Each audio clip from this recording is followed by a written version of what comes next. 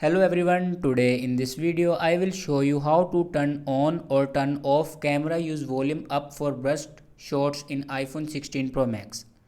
So first of all, before watching this video, don't forget to subscribe the channel and also press the bell icon.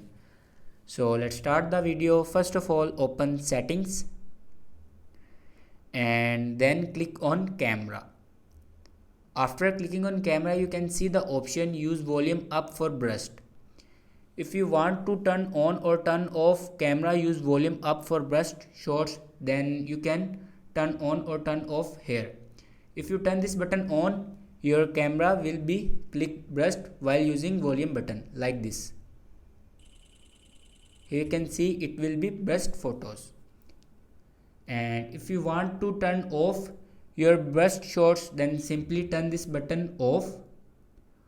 After turning this button off, your camera will not take up burst shots.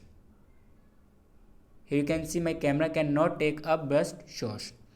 So this is the way to turn on or turn off camera use volume up for burst shots in iPhone 16 Pro Max. Thanks for watching this video.